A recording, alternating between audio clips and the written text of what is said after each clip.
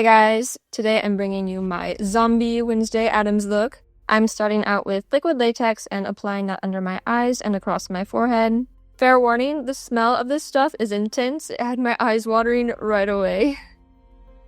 Next, I'm layering in some tissue. I'm separating a piece of toilet paper so it's just one ply, pressing that onto the latex, and then peeling off the extra edges. I'll repeat this a few times to really build up that texture.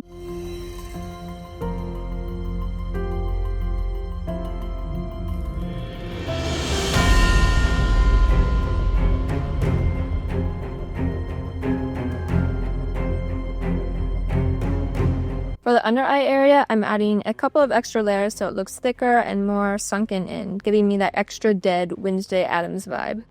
Snack time! Just kidding. These oats aren't for eating. I'm mixing them with liquid latex to add some extra zombie texture to my skin. It gives that crusty, peeling, undead vibe that's perfect for this look. Once that's dry, I'm taking tweezers and picking at the latex to open it up in random spots. This creates holes, wounds, and just makes the skin look more gross and rotted.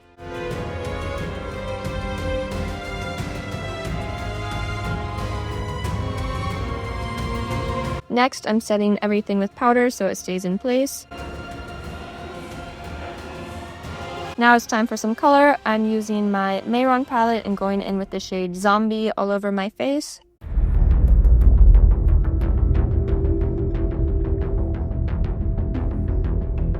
I blended in some white to highlight certain areas and break up the tones.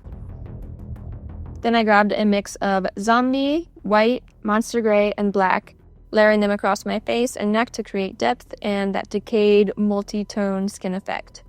Honestly, I ended up using the entire pot of the zombie shade for this look, but it was totally worth it. Next, I grabbed my Mehron Bruise ring, and I'm using the shades Midnight Sky and Burnt Maroon around my eyes to give them that tired, sunken, undead look.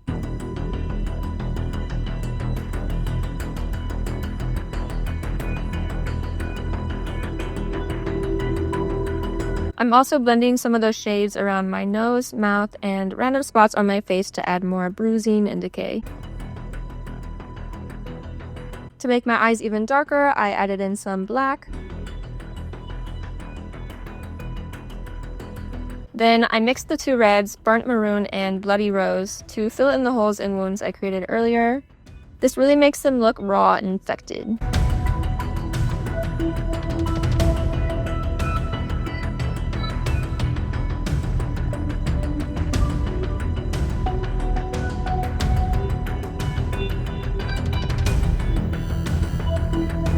I also added some darker shadow to my cheekbones and temples to define the bone structure and make my face look more hollow.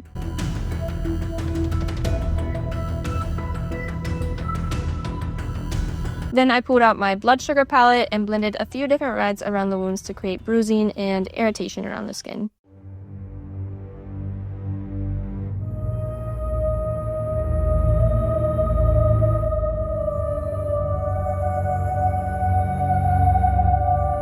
And of course, what's a zombie without blood?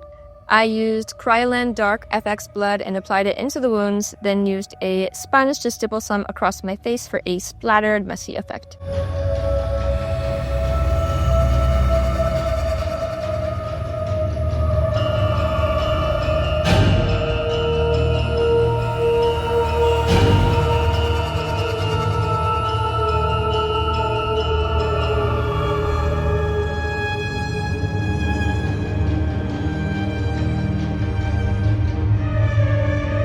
I also brought it down onto my neck, blending in some purples and reds, and stippling more blood there too, so the whole look ties together.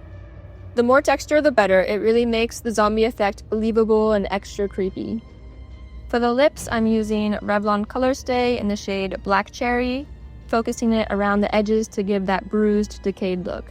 I did a few final touch-ups here and there, just adding more depth, shadows, and blood where I felt it needed it. And no zombie transformation is complete without contacts, so I popped in these dead, lifeless lenses to finish it off. And that's it, the final zombie Wednesday Addams look. Thanks for watching, and I will see you in my next video.